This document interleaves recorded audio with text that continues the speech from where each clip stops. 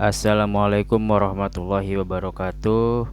Salam sejahtera untuk kita semua. Yang terhormat Bapak Insinyur Saharudin Sarjana Teknik Master of Engineering Science Insinyur Profesional Madya, serta teman-teman presentasi yang saya hormati.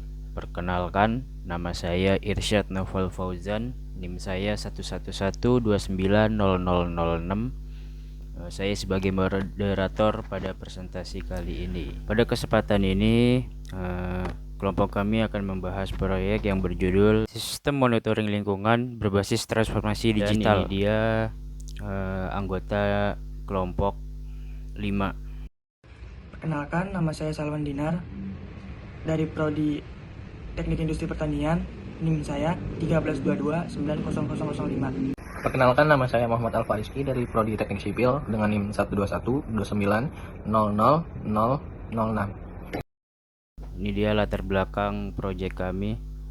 Lingkungan hidup merupakan elemen fundamental bagi keberlangsungan kehidupan manusia dan makhluk hidup lainnya. Namun, pertumbuhan penduduk, industrialisasi, dan urbanisasi yang pesat telah menyebabkan penurunan kualitas lingkungan secara signifikan, seperti polusi udara, pencemaran air, dan degradasi lingkungan yang makin sulit dikendalikan. WHO menunjukkan bahwa polusi udara menyebabkan sekitar 7 juta kematian setiap tahun di seluruh dunia. Sementara UNEP melaporkan penurunan kualitas lingkungan di sebagian besar wilayah perkotaan akibat aktivitas manusia. Rumusan masalah pada proyek ini adalah: 1. Bagaimana merancang sistem monitoring lingkungan berbasis transformasi digital. Yang kedua, bagaimana pemanfaatan teknologi IoT, Cloud, dan AI dalam pemantauan lingkungan. Yang ketiga, apa manfaat dan dampak penerapan sistem monitoring lingkungan berbasis digital ini. Oke, ini adalah tujuan dan manfaat penulisan dari proyek kali ini. Penulisan proyek kali ini bertujuan untuk menjelaskan konsep sistem monitoring lingkungan berbasis transformasi digital serta mengkaji teknologi yang digunakan dalam penerapannya. Selain itu,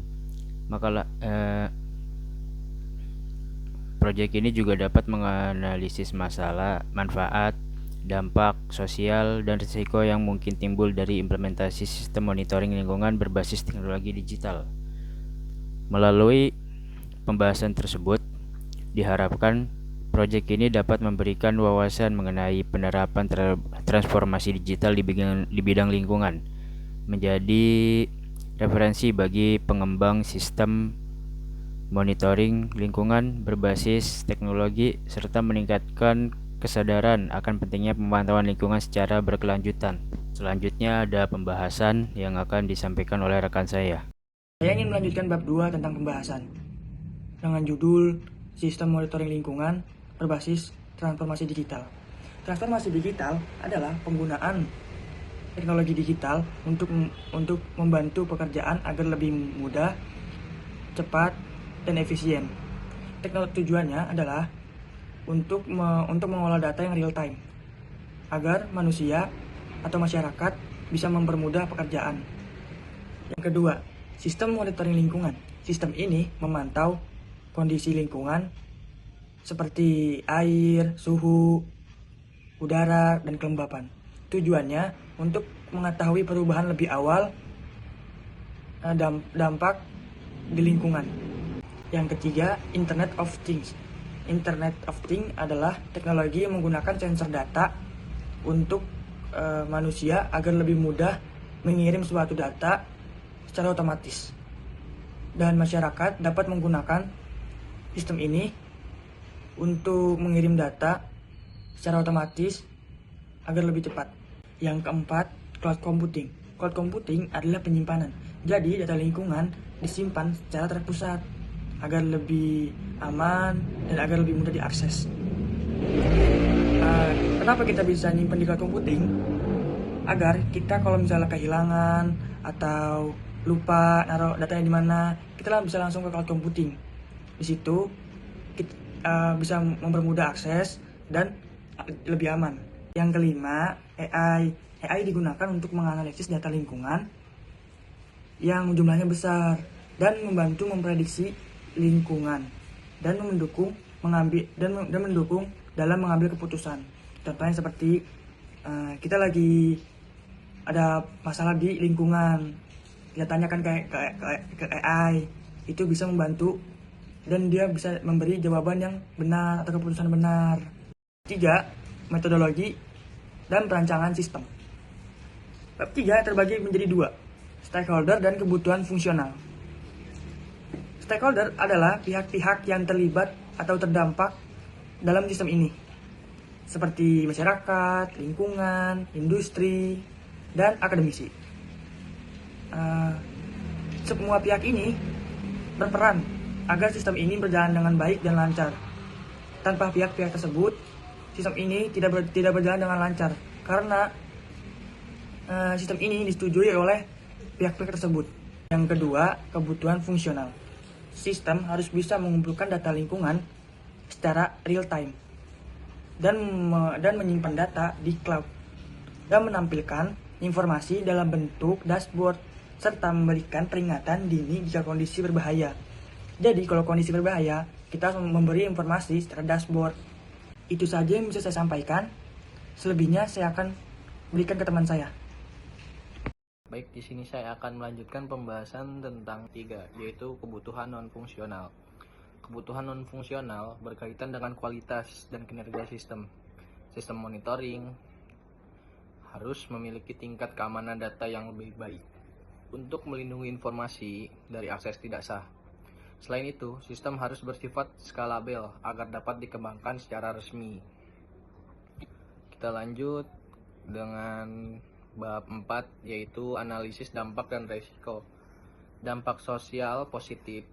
Penerapan sistem monitoring lingkungan berbasis transformasi digital memberikan dampak positif bagi masyarakat dan institusi terkait.